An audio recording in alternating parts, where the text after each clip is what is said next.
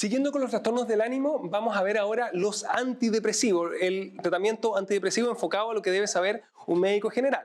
Y sepamos que se clasifican en los antidepresivos inhibidores de la recaptura de serotonina, que son los que más se usan, y son los que más se usan porque son los que tienen menos efectos adversos en comparación con las otras familias de antidepresivos. Y por lo tanto suelen ser los de elección en la mayoría de las depresiones. Ahora, igual hay que saber que sí tienen efectos adversos y los más frecuentes son las náuseas, ese es el más frecuente por lejos, y segundo lugar, los relacionados con la actividad sexual. Dígase, pueden generar impotencia sexual, o sea, la dificultad de lograr o de mantener una erección, y también pueden afectar el deseo sexual, la libido, y haber una disminución de este deseo sexual. O sea, afectan no solo la potencia sexual, sino que la libido o deseo sexual también. Lo más importante son la fluoxetina, la paroxetina, la sertralina, el citalopram y el escitalopram. Esos son los 5 que hay que saber.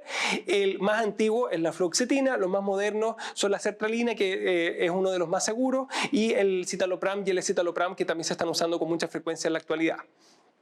La segunda familia de antidepresivos son los antidepresivos duales, que también se llaman noveles, y su diferencia o su característica fundamental es que actúan no sobre un neurotransmisor, sino que sobre 2 neurotransmisores. Ejemplo, sobre la serotonina más la noradrenalina, o sobre la dopamina más la noradrenalina, etc. O sea, los IRS actuaban solamente sobre el receptor de serotonina, en cambio los duales actúan sobre 2 neurotransmisores que pueden incluir la serotonina más algún otro, o bien pueden ser otros 2 neurotransmisores.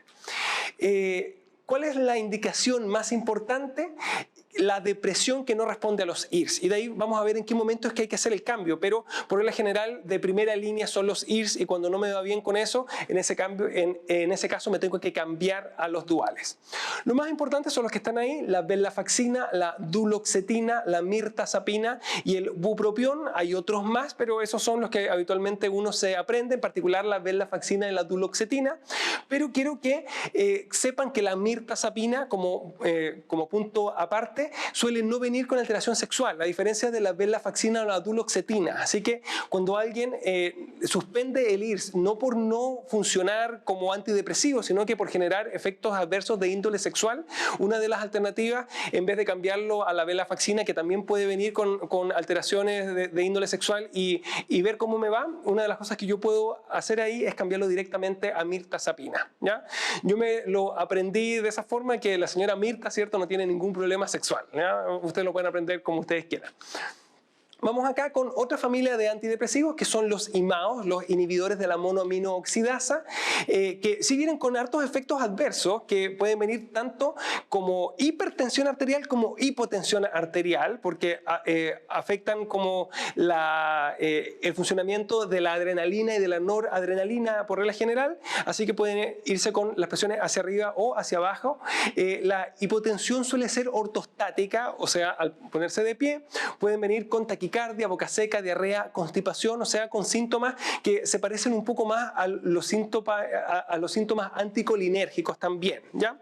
Pero más allá de eso, hay que saber cuáles son, que son la fenelcina, que es el que más se usa habitualmente en las depresiones atípicas, y los otros 2 que uno habitualmente se aprende son la seleginina y la moclobemida.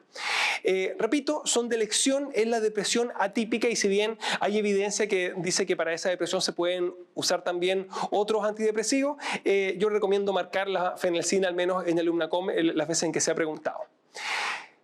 Otra familia son los antidepresivos tricíclicos, que son muy antiguos, pero tienen un problema, que tienen demasiados efectos adversos, y más aún en la dosis que se requiere para que tengan un efecto antidepresivo.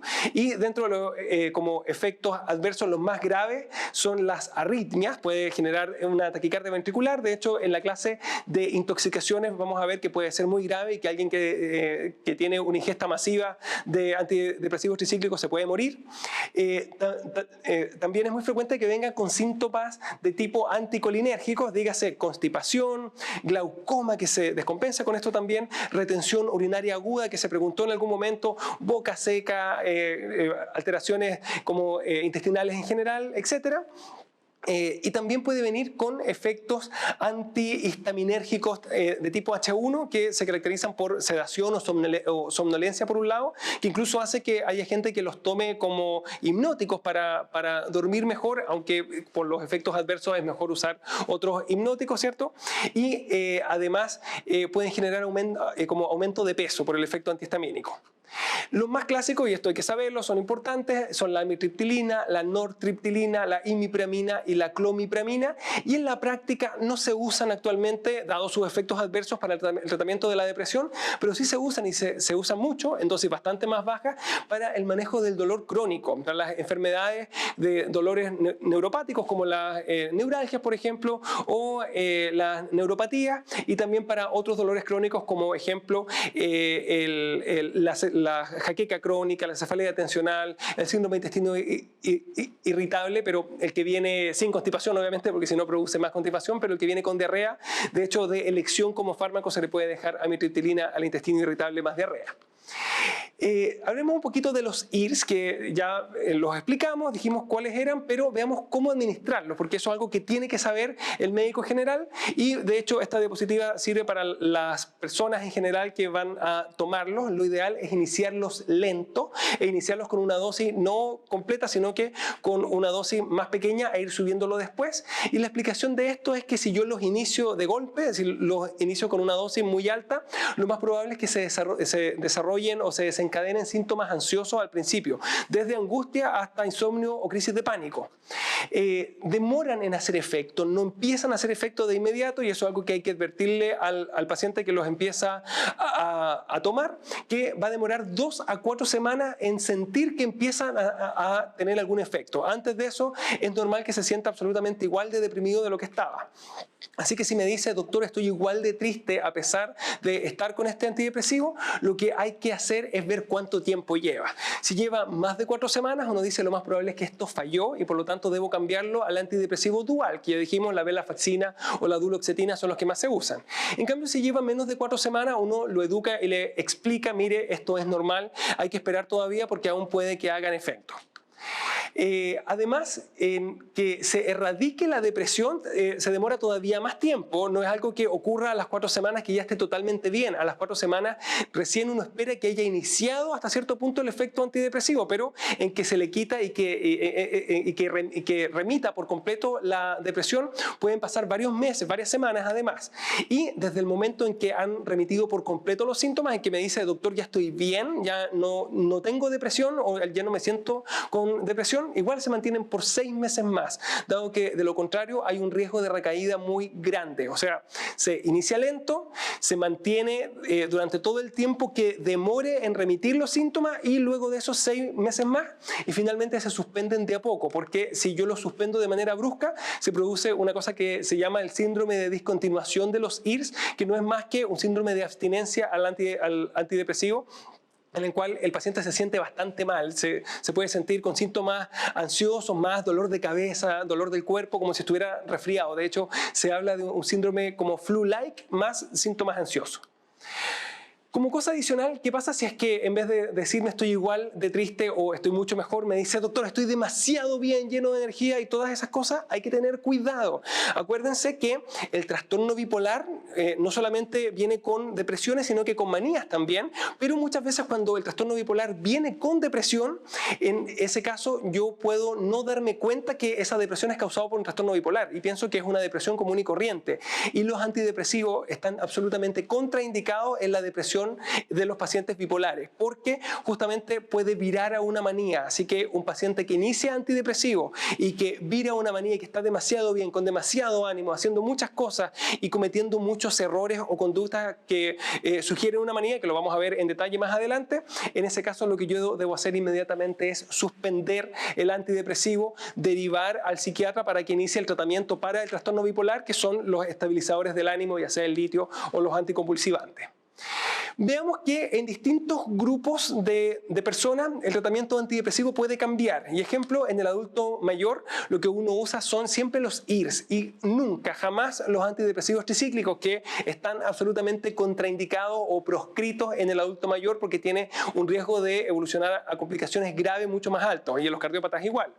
Y como IRS tampoco se pueden usar todos, se puede usar la fluoxetina, pero los que más se usan son la sertralina y el citalopram o el escitalopram, porque esos tres se caracterizan por venir con menos interacciones medicamentosas. O sea, en el adulto mayor no me quedo con la paroxetina, que tiene más riesgo de afectación cardíaca, sino que con la sertralina, citalopram o escitalopram.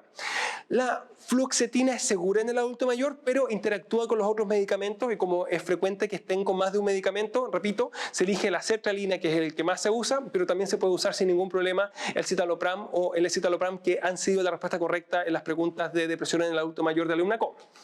En el embarazo y en la lactancia se puede usar tanto la sertralina como la fluoxetina.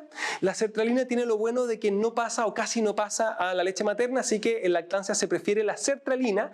Y en el embarazo, si bien se puede usar la sertralina o la fluoxetina, que es la que cuenta con más estudios, la recomendación actual es la sertralina. Y la explicación de eso es porque no quiero hacerle el cambio al tratamiento antidepresivo cuando la guagua haya nacido y quede en lactancia, para no tener que hacer el cambio de la fluoxetina a la sertralina. Así que se inicia la sertralina en el embarazo y se mantiene luego durante la lactancia. Así que si les preguntan cuál es de elección en el embarazo, sertralina es lo que yo recomiendo marcar, y si no están las alternativas, bueno, la fluoxetina. Y en lactancia, sertralina, y no queda ninguna duda, y bueno, si no están las alternativas, hay que marcar fluoxetina igual. En el caso de los niños, se trata de evitar los fármacos, y eso lo vamos a ver en la clase correspondiente, pero se evitan los fármacos y se usa la psicoterapia sola. Y finalmente, en el trastorno bipolar están absolutamente contraindicados los antidepresivos de todas las familias, y lo único que yo puedo dejar son el tratamiento estabilizador del ánimo, ya sea el litio o los anticonvulsivantes, y en la práctica lo que más se usan son los anticonvulsivantes, ya sea el ácido valproico o la lamotrigina, por ejemplo. Y bueno, en la siguiente clase vamos a seguir hablando de los trastornos del ánimo. Que estén bien.